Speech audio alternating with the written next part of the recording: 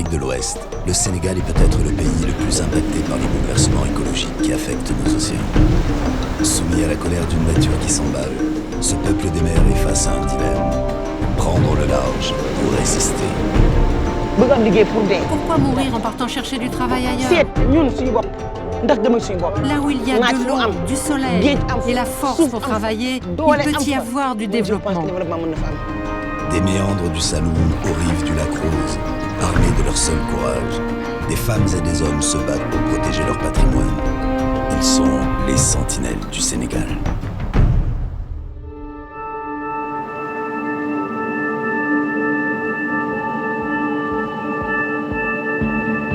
Posté comme une vigie à l'embouchure du fleuve, battu par les vagues de l'Atlantique, Saint-Louis contemple l'océan et protège sa gloire passée.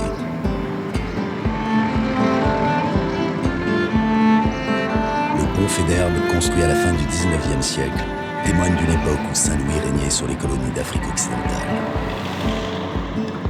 Un comptoir commercial majeur où transitait la gomme arabique avant d'être embarqué pour l'Europe. À l'indépendance en 1960, Dakar est devenue capitale du Sénégal et l'île Saint-Louis s'est lentement assoupie. Il se dégage de cette ville un charme suranné qui doit peut-être moins à son patrimoine architectural qu'aux Saint-Louisiens eux-mêmes.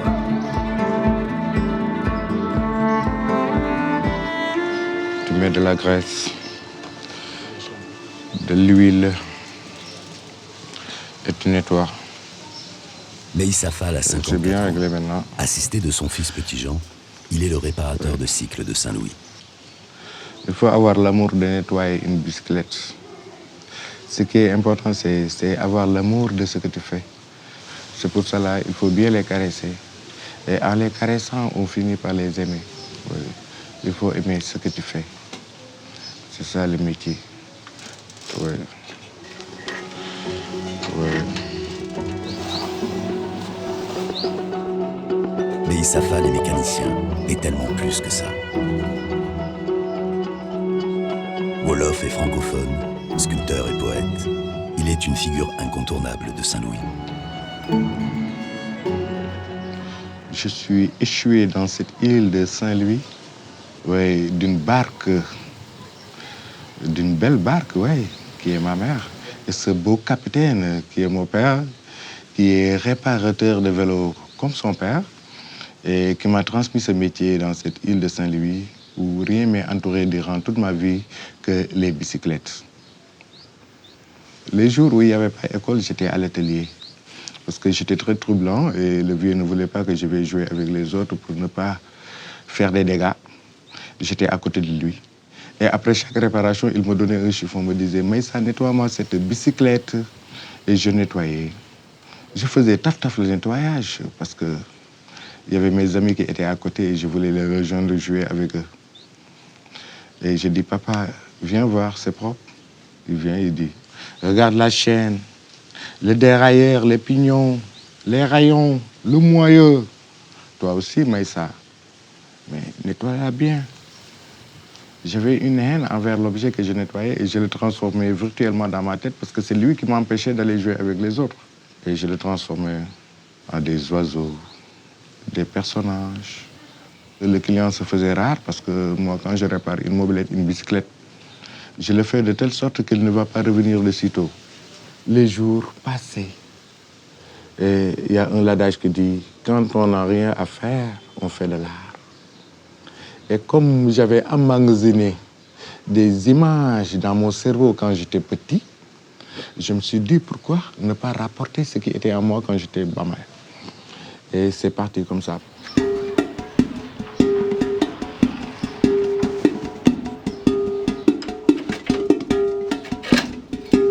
Riche d'un stock de pièces datant de 3 générations, Meïssa part vers son atelier de soudure pour y produire une nouvelle œuvre qu'il compte installer en pleine ville.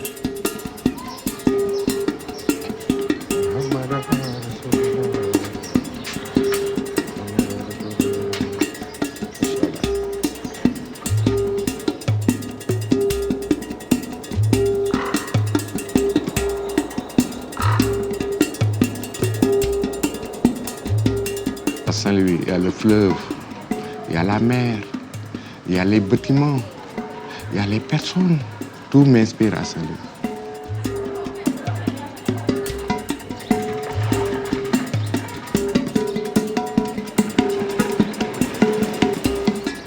Le département de Saint-Louis est menacé parce qu'il y a de l'anarchie, il y a certains qui construisent n'importe comment.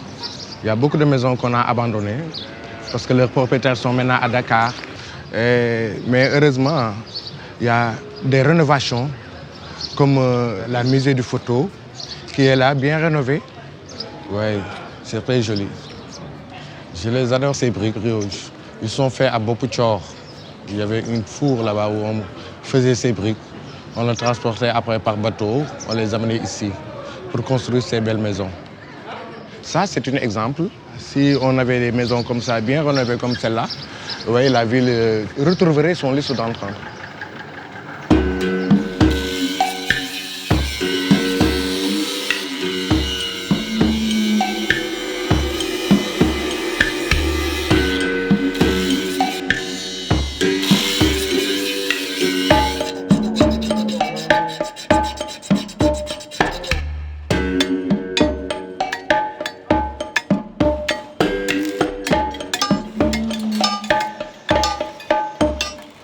Je vois un gardien du temple, un sentinelle du patrimoine, pour bien imprégner les populations sur cette belle patrimoine que nous risquons de perdre, qui est la ville de Saint-Louis, pour dire qu'il faut faire attention de ne pas détruire ce que nous a légué nos grands-parents.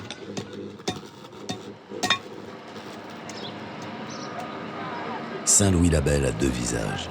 Sur son île posée au milieu du fleuve Sénégal, la vieille ville coloniale rêve à sa splendeur passée. Et face à elle, coincée entre le fleuve et l'océan, se trouve l'un des lieux les plus densément peuplés du Sénégal, Guet-Dar, le quartier des pêcheurs.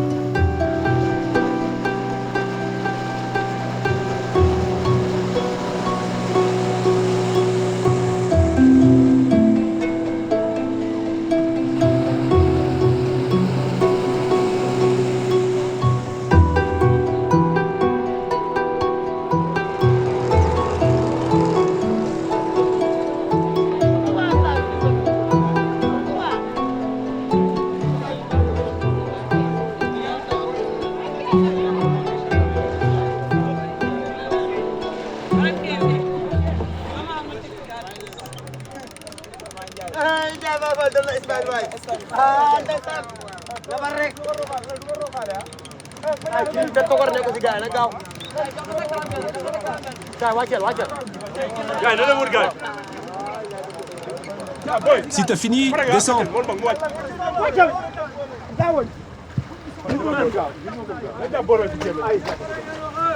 Poussez dans l'eau.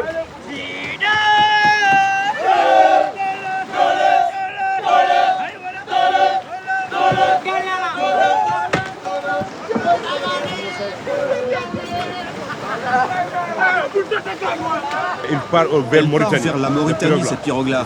Elle part vers la Mauritanie pour chercher du poisson. Ici, il n'y a pas de poisson maintenant. Poisson maintenant. Le poisson, c'est cher maintenant. Au chantier naval de Guet-Dar, M. Diop s'affaire. Depuis qu'il a pris sa retraite, cet ancien pêcheur s'est reconverti dans la décoration de pirogues.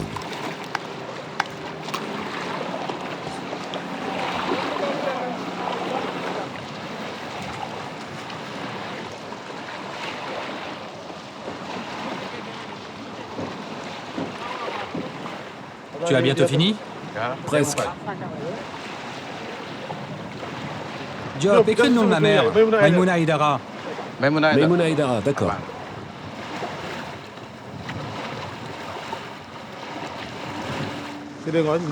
Chaque fois que j'ai donné le nom de ma mère à une pirogue, ça m'a porté chance. J'ai fait de bonnes pêches. Alors, depuis, je les appelle toutes Maïmouna Haïdara. Je rentre de Mauritanie, où les pêcheurs ont des couleurs bien spécifiques. Pour les pirogues, c'est toujours marron. Mais je suis rentré et demain, je pars à la pêche. Alors, je reprends les couleurs de chez nous.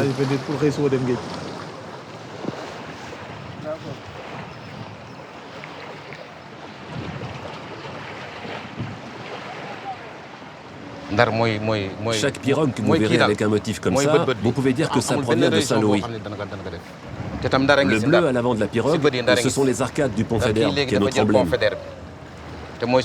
La peinture grise veut dire le bonheur. C'est le pêcheur qui rentre chez lui et se repose. Il est content. Il a gagné de l'argent pour se nourrir, faire vivre sa famille. Ça représente le bonheur, l'argent. C'est bon, vous pouvez grimper.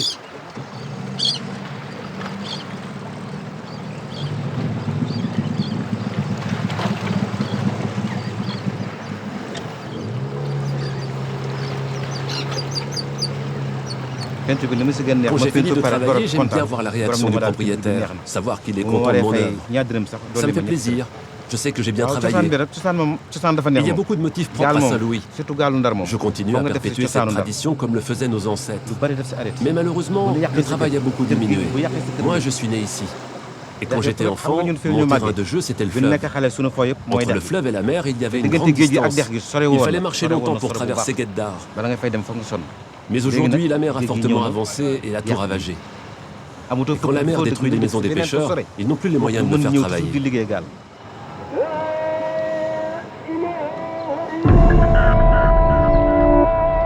Monsieur Diop a toutes les raisons de s'inquiéter.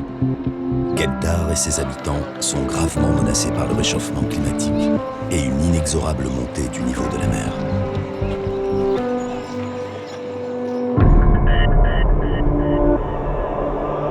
De saison en saison, de marée en marée, l'océan Atlantique dévore le littoral et terrorise les habitants de Guet d'Ar.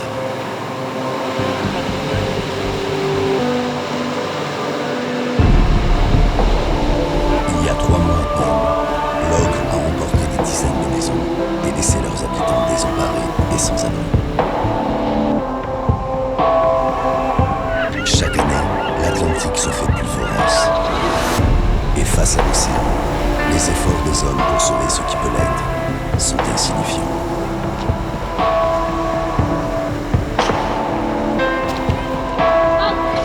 La menace écologique qui pèse sur le Sénégal s'explique par sa géographie.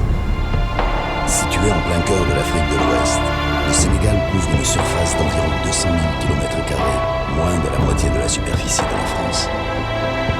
Bordé sur toute sa façade ouest par l'océan Atlantique, c'est avant tout un peuple de pêcheurs et l'essentiel de la population sénégalaise se concentre sur le littoral. Tula de Casamance au sud, Sérère dans le centre, Wolof au nord, tous sont soumis aux caprices d'une nature qui rend maintenant coup pour coup ce que les hommes lui ont fait subir.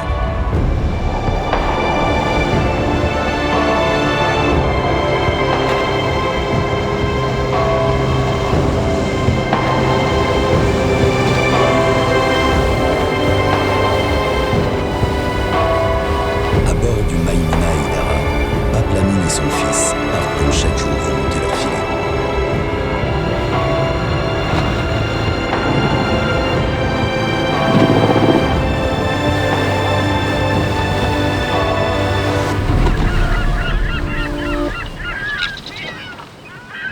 Allez, tire, tire. Plus vite, plus vite.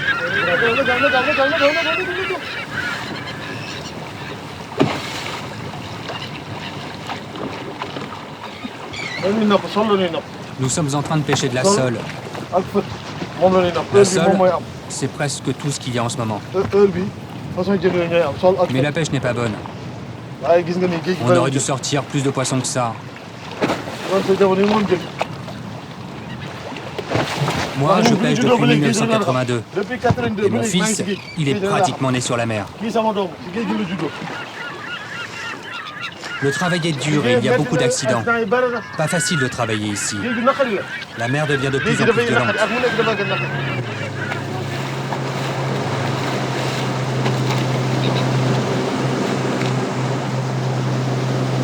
Les changements climatiques ne suffisent pas à expliquer cette violence accrue de l'océan Atlantique.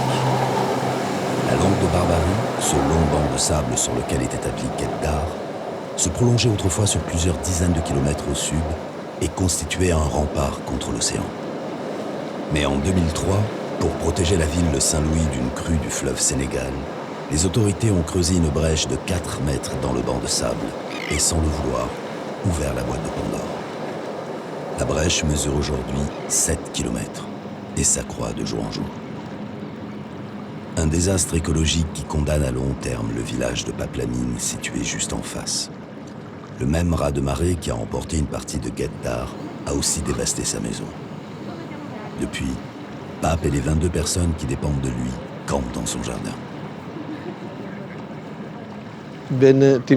C'était au moment du coucher du soleil.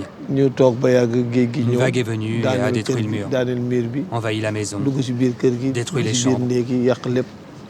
On n'a rien pu faire et on a dû partir. On nous a prêté une maison. Tous les voisins sont venus nous aider à sortir les affaires de la maison. Cela a été un moment très difficile pour nous. Ce phénomène avait commencé l'année dernière. La mer a détruit une première fois, on a reconstruit, et c'est arrivé à nouveau cette année. Je suis très inquiet parce que si ça se répète, on ne pourra pas continuer à réparer la maison éternellement. Tous les soirs, à partir de 19h, on déménage. On ne dort plus ici parce que nous avons trop peur de la mer. Comme tous les soirs, Paplamine et sa famille quittent leur maison pour passer la nuit chez des amis, loin du littoral.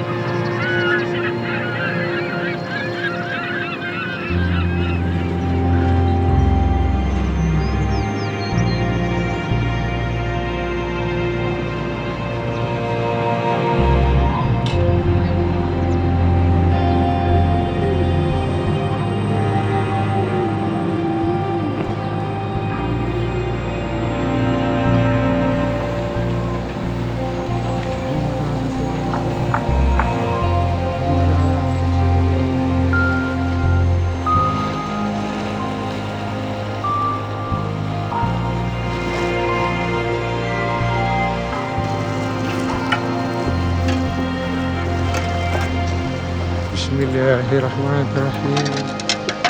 Bismillahirrahmanirrahim. Alhamdulillah. Alhamdulillah. Muhammad Rasulullah. Muhammad Rasulullah. Muhammad Rasulullah. Muhammad Rasulullah. Muhammad Rasulullah. Muhammad Rasulullah. La ilaha illallah. On est menacé des deux côtés, du côté du patrimoine et du côté de l'océan. C'est pour cela que j'ai réalisé cette pièce, ce sentinelle du fleuve, pour dire aux autres de veiller comme ce sentinelle sur les berges du fleuve Sénégal. Un artiste, pour moi, c'est quelqu'un qui réfléchit pour lui-même, pour sa ville, pour son pays, pour l'Afrique, pour le monde. C'est ça pour moi. J'ai joué ma partition. Ouais. Avant de se jeter dans l'Atlantique à Saint-Louis, le fleuve Sénégal irrigue les plaines du nord du pays et trace la frontière avec le désert mauritanien. Ces eaux nourricières servent de sanctuaire pour les canards siffleurs, les flamandous, et sont une oasis au milieu du désert sahélien.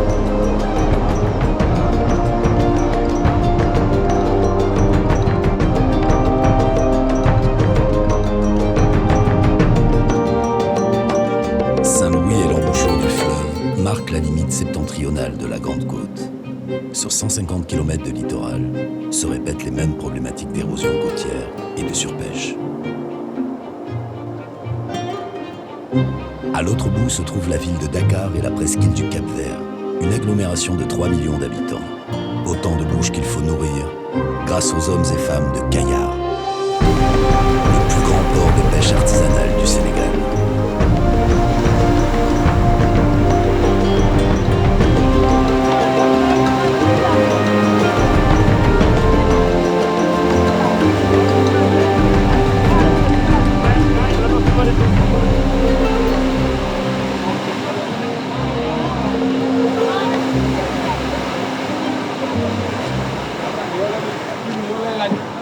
8 heures du matin. Les pirogues qui partent croisent celles qui reviennent de campagne en mer de plusieurs jours et de la pêche nocturne. Eliman est un enfant de Kayar, fils de pêcheur et pêcheur lui-même. Au retour de sa nuit en mer, il essaie de joindre les deux bouts en participant au déchargement du poisson, comme des centaines de jeunes Kayarais. Vite de ce côté, fais vite.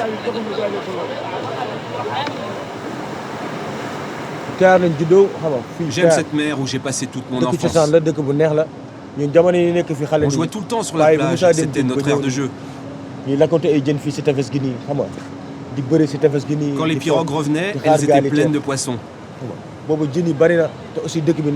Mais en 2006, le gouvernement sénégalais a pris des accords de pêche avec les Européens.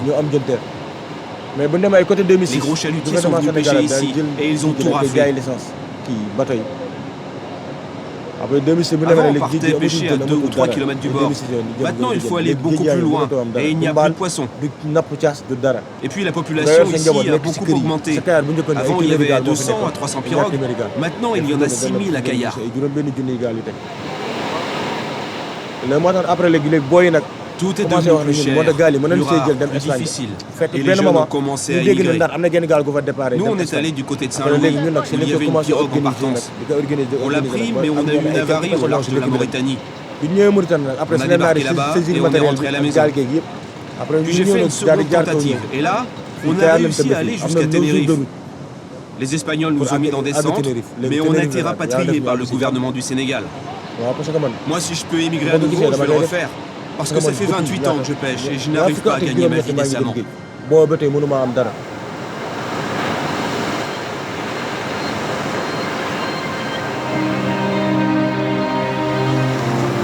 Un océan qui ne nourrit plus, mais que l'on brave. Parce qu'il porte l'espoir d'une vie meilleure. Chaque année, les candidats à l'exil sont des centaines. Ils quittent Kayar au péril de leur vie pour voir ce qui se cache derrière l'horizon.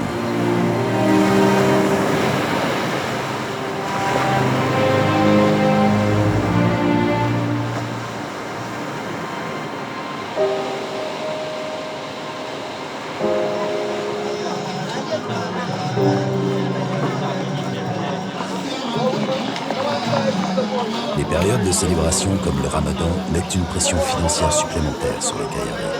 Dans cette région à majorité wolof, les membres de la confrérie musulmane Baye Fall circulent dans les rues et demandent l'aumône en signe d'humilité et de solidarité avec les plus pauvres.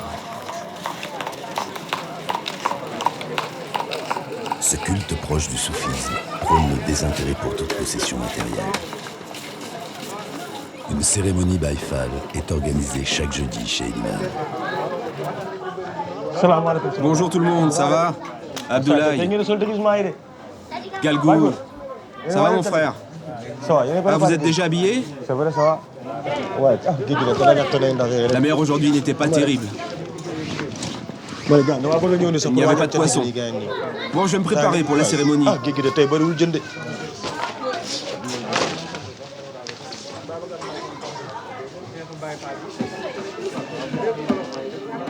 Après sa deuxième tentative de migration, la femme d'Eliman est partie avec ses 2 enfants.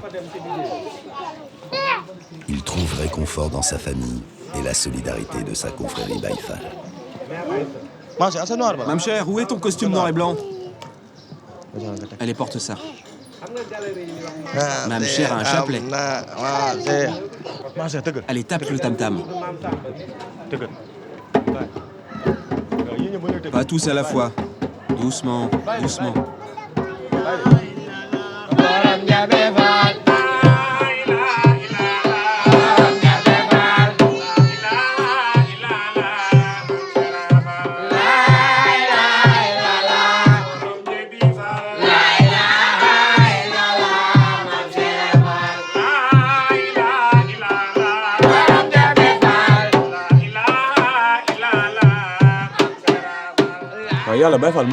Le Baye Fallisme m'apporte un certain bien-être. Je suis heureux d'être Baye Fall. Être Baye Fall, c'est être capable de supporter beaucoup de choses. Il faut de la patience. Parce qu'être Baye Fall, c'est être tolérant. On n'a pas grand-chose, mais on essaie de s'en contenter. C'est une autre dimension de la vie.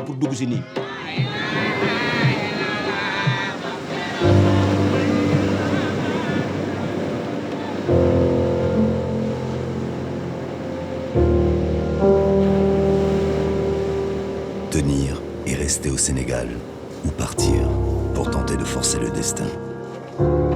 Eliman et son ami Galgou, amputés d'une jambe par un accident de pêche, sont tiraillés entre ces choix. Pour en parler, ils ont rendez-vous avec une femme exceptionnelle, Yayi Bayam Diouf. Elle, qui a été la première femme pêcheuse de son village, se bat contre cette migration clandestine qui lui a pris son unique enfant. Mon fils, avec 80 de ses amis, avait pris une pirogue pour aller en Europe, pour y retrouver leur dignité humaine. Et c'est là que son espoir est parti, ainsi que le mien, parce qu'il a disparu en mer. C'était difficile, c'était dur pour moi. La disparition de mon fils a été un déclic. Il nous faut des alternatives crédibles pour fixer les jeunes réellement au niveau du pays. C'est à partir de là que je me suis dit, il faut aussi créer des opportunités économiques pour ces jeunes. Sans ressources financières après la mort de son fils, Yayi Bayam Diouf a dû à plus de 50 ans apprendre à pêcher avant de créer une ferme marine. Aujourd'hui, elle emploie des jeunes qu'elle forme à la pêche durable. Bonjour tout le monde. Ça va madame? Bien, merci. Vous appelez comment? Yayi Bayam Diouf, de Thiaroye-sur-Mer. Ah oui, j'ai entendu parler de vous. Vous êtes devant nous comme une grande sœur. Et c'est une bonne chose. On dit que celui qui t'a précédé dans les ténèbres peut te dire comment en sortir. J'ai fait une réunion de sensibilisation dans une école. J'ai demandé à un élève, tu connais la mer qu'on appelle Méditerranée? Il m'a dit, oui, c'est là que nos parents vont mourir. Imaginez qu'un enfant grandisse avec cette idée, que la Méditerranée n'est plus un pont entre l'Afrique et l'Europe, mais que cette mer est devenue un cimetière pour les gens. C'est dramatique, c'est dramatique. Il faut qu'on s'arrête maintenant, qu'on réfléchisse. Il faut croire en nous, croire en notre pays. Pourquoi mourir en partant chercher du travail ailleurs? Ces gens en Europe ne sont pas extraordinaires. Ils ne sont pas plus intelligents que nous, mais ils sont mieux organisés. Regardez toutes les usines de transformation halieutiques ici. Ce sont des usines étrangères. Nous, on va à la mer faire le travail le plus dur. On le ramène ici, on le bazarde. Eux font la transformation et ils exportent. J'ai un produit que je ramène. Ça ne suffit pas. Il faut y mettre de la valeur ajoutée pour pouvoir vendre plus cher. Parce que là où il y a de l'eau, du soleil et la force pour travailler, il peut y avoir du développement. Un dialogue s'est amorcé entre cette femme porteuse d'un message d'espoir et les pêcheurs. Pour que survive dans un monde changeant le patrimoine d'une pêche artisanale à Kayar. Plutôt que de quitter leur pays, de nombreux pêcheurs ont choisi de migrer vers le sud et la petite côte, qui commence à Dakar et s'étend jusqu'au delta du fleuve Saloum. Au-delà, et jusqu'à la frontière gambienne, des bras de mer s'enfoncent en d'interminables méandres à l'intérieur des terres.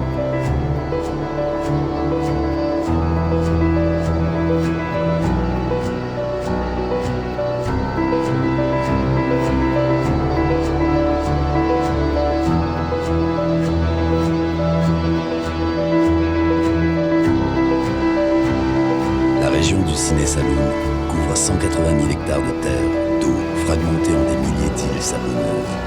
Un dédale de mangroves et de bolons, ces petits bras de mer tortueux où vivent depuis des milliers d'années les cérères Nyominka, également appelés les cérères du delta.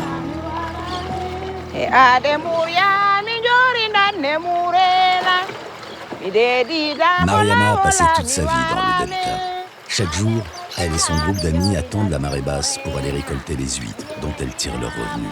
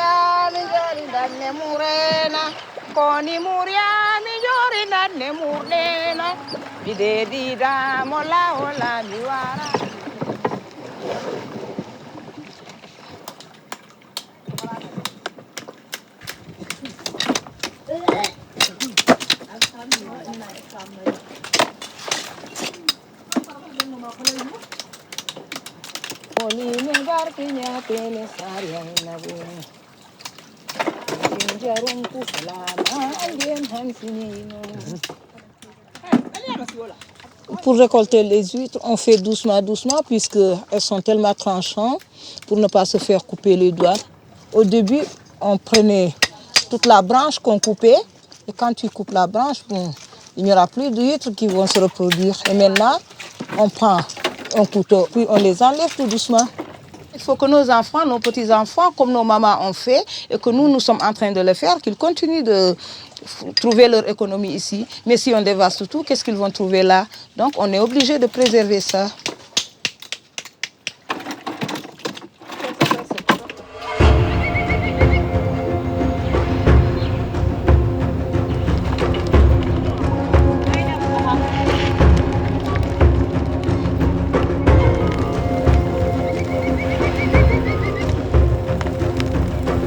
Après avoir été bouillies, extraites et séchées, les huîtres seront consommées sur place ou vendues au marché par les amis de Mariama.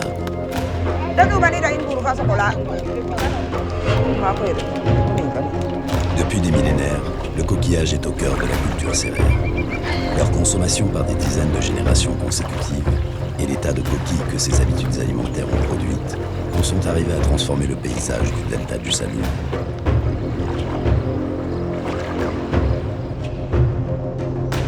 Cette île artificielle qui émerge de la mangrove est en fait un gigantesque tas de coquilles large de 12 hectares sur lequel les baobabs ont proliféré.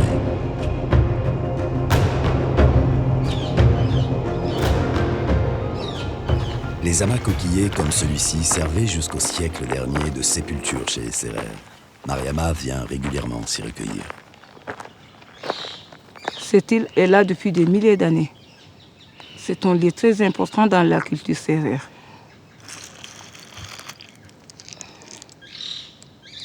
Ce qui explique la présence de ces coquillages et de ces coques, c'est que la population du delta vivait de pêche, les moules, les coquillages, les huîtres, mais aussi de quête, puisqu'on a là les baobabs, des arbres fruitiers qui servaient aussi de tumulus, de tombeaux pour les ancêtres.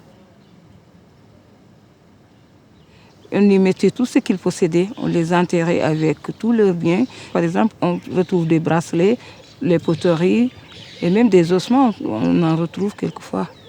C'est là qu'on vient prier les ancêtres, c'est un lieu de culte, c'est un lieu de prière, c'est quelque chose de sacré pour nous.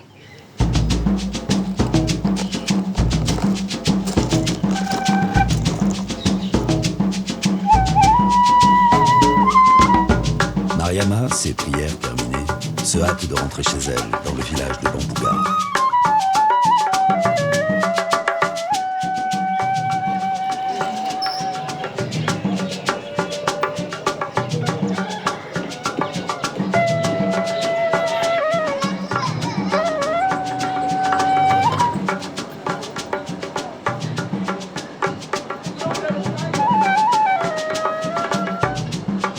Mariama a invité chez elle son neveu Aliou, ainsi que le staff de ce dernier, son coach et son partenaire d'entraînement.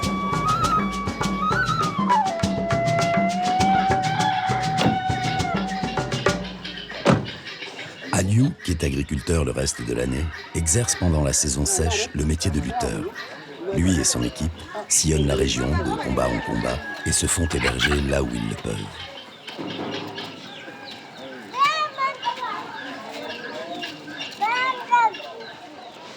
Vous pouvez laisser vos bagages ici. Tiens, tiens-moi ça comme ça. Aliou, qui vient de remporter ses 2 tournois précédents, a un combat demain dans les environs de Bambougar.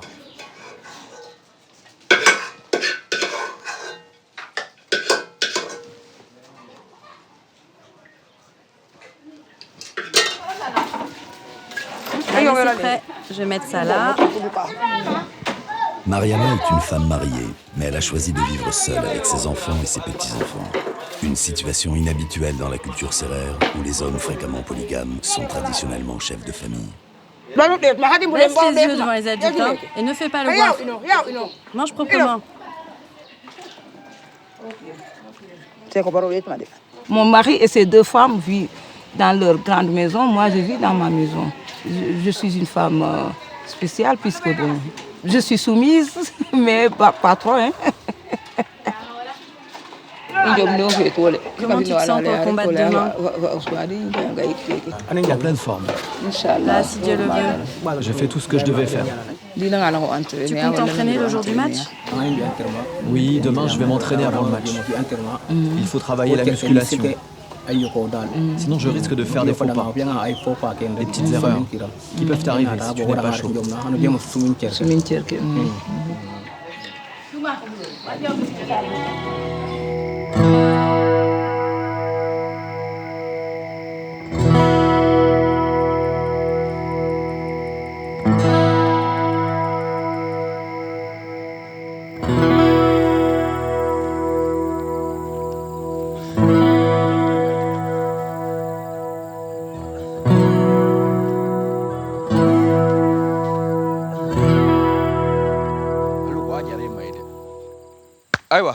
Allez, on y va.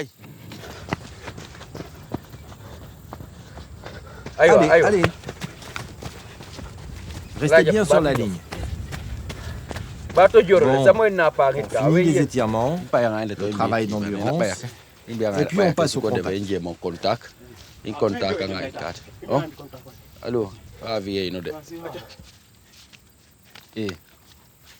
Allez, on accélère la cadence.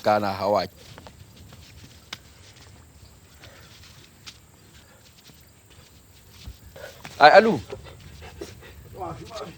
Tu l'as. Voilà. La région du Siné Saloum est le berceau de la lutte sénégalaise. Les lutteurs cherchent à terrasser leur adversaire, c'est-à-dire le faire tomber à 4 pattes ou forcer sa tête, son dos ou ses fesses à toucher le sol. Et là, tu dois attaquer. Et Aliou, à toi de faire le dur.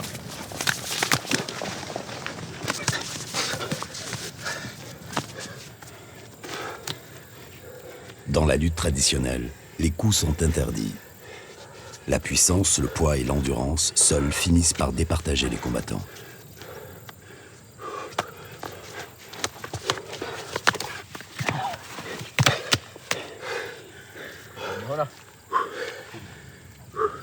J'ai choisi ce sport parce que je suis sérère.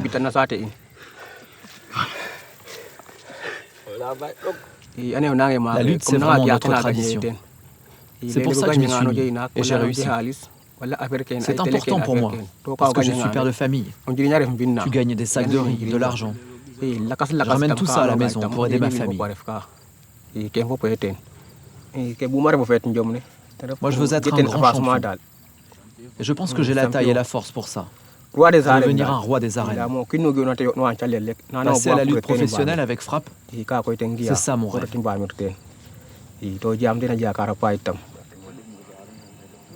Les champions de la lutte avec frappe, qui viennent souvent comme Aliou des arènes de lutte traditionnelles, ont un statut au Sénégal qui n'a rien à envier à nos stars du ballon rond. Leur préparation est autant physique que mystique, avec avant le match, une visite indispensable au marabout du village.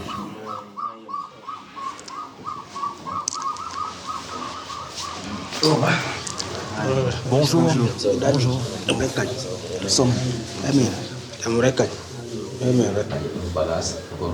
Maître Las, nous sommes venus solliciter vos prières pour le combat qui vient. Le combat aura lieu où? Il aura lieu au village de Léran. Quand ça? Aujourd'hui même. Vous m'aviez déjà porté bonheur lors de mon dernier combat. Et j'avais gagné sur mon adversaire au village de Nga. Je vous en remercie. Nous avons vraiment confiance en vous. C'est moi qui vous remercie pour votre contribution financière à la construction de notre mosquée. On est là pour vous aider.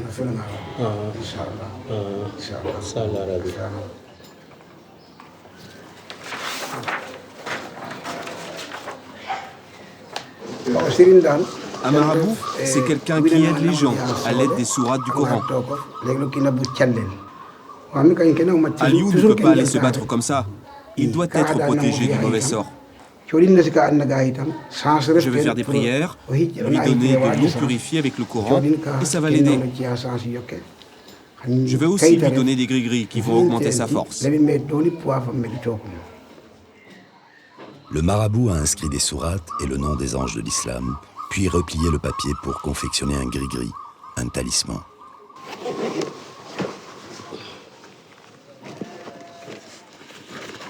Il donne également à Aliou des bouteilles d'eau purifiées par le Coran et mélangées de racines, avec lesquelles il prendra plus tard ce qu'on appelle un bain mystique. Au Sénégal, les marabouts sont à la fois guides spirituels et médecins traditionnels.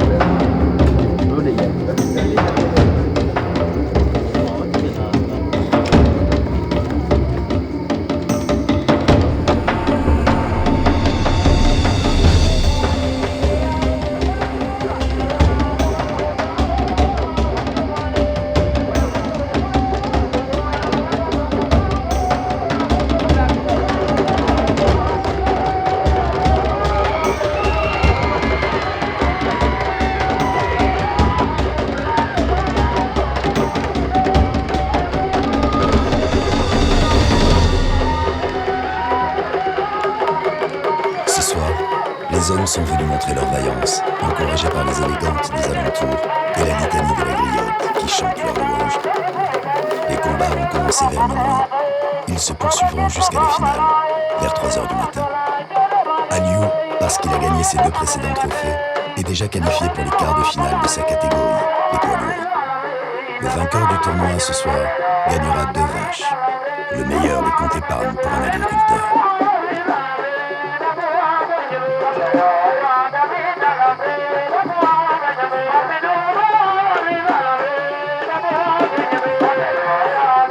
Le combat peut durer 2 fois 10 minutes et comporter des prolongations, à l'issue desquelles les adversaires seront départagés au point par l'arbitre.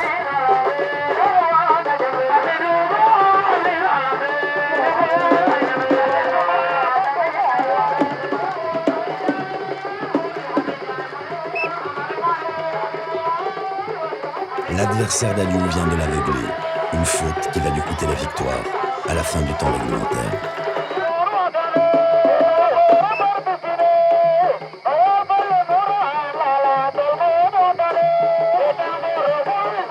Aliou a gagné au point. Le voici qualifié pour la demi-finale, face à un adversaire bien plus lourd que lui. Une montagne de muscles en pleine préparation mystique.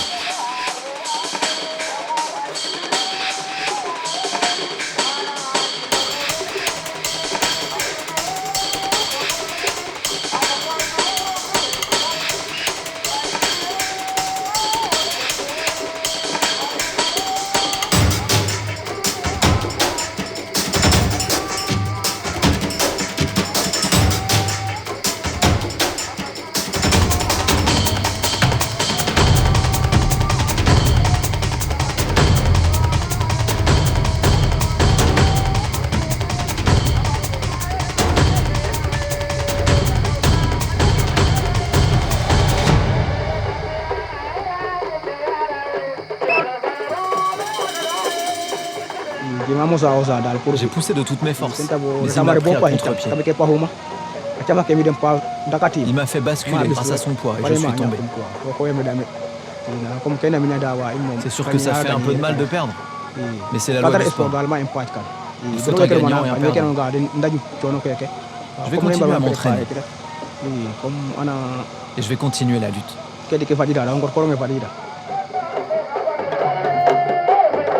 La saison des pluies est proche. Bientôt, Aliou retournera à ses champs. Un autre combat commencera pour arracher à la nature de quoi nourrir sa famille. Le lot commun de tant de Sénégalais, qu'ils soient paysans, pêcheurs ou mineurs dans les puits de sel de Palmarin, au nord du Saloum.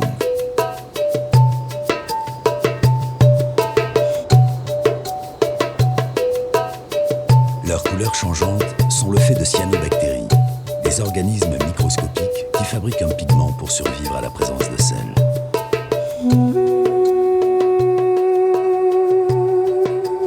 La plus grande de ces mines de sel sénégalaises se trouve au nord de Dakar, le lac Redba, mieux connu sous le nom de lac Rose.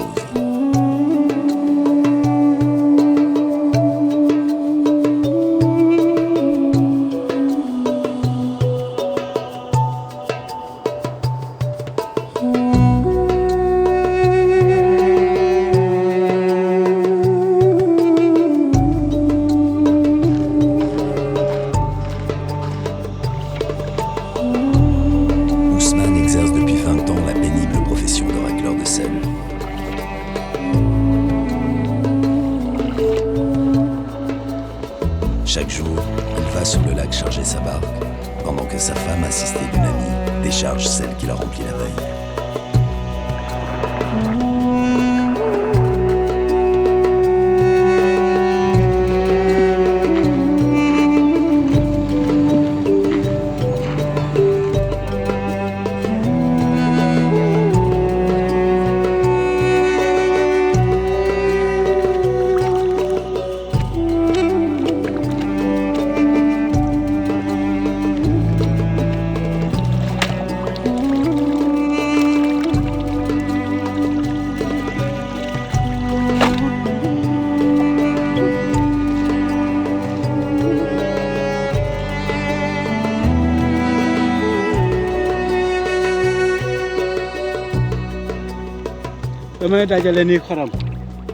Je suis en train d'amasser le sel sous mes pieds. Mais je fais plusieurs mouvements pour le séparer de la vase.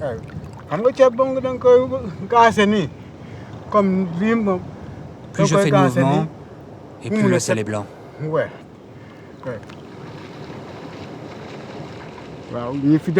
Je suis la seule personne locale à continuer à travailler dans le lac. Il y a beaucoup d'immigrés qui viennent du Mali ou de la Guinée pour travailler ici. Mais aucun Sénégalais ne veut mettre les pieds dans le lac pour en extraire le sel. Les cristaux coupent la peau, ça brûle et ça laisse des cicatrices. Tu ne peux pas travailler ici sans en garder des séquelles.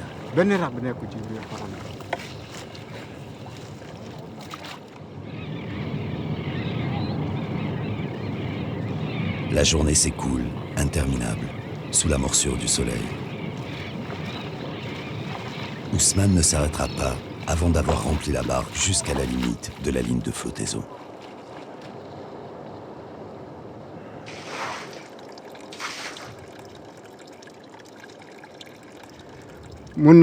Ce sel que je viens de débarquer, il va nous permettre de survivre pendant 2 jours. Je dis survivre parce que si j'achète vraiment de quoi vivre avec ça, ça tiendra qu'une journée. Avant, j'étais agriculteur. Longtemps, j'ai cultivé le mil et le riz. Mais il y a eu la sécheresse. L'agriculture ne rapportait plus et j'ai été obligé de chercher autre chose. Alors, je suis devenu tisserand. Mais à cause de la concurrence, le prix des pagnes s'est effondré. Alors, j'ai eu l'idée de venir au lac Rose pour racler le sel. Ce lac m'a porté chance et je l'aime bien. Parce que je suis venu, je n'avais rien. J'ai pu travailler et en plus ici, j'ai trouvé ma femme et fondé un foyer.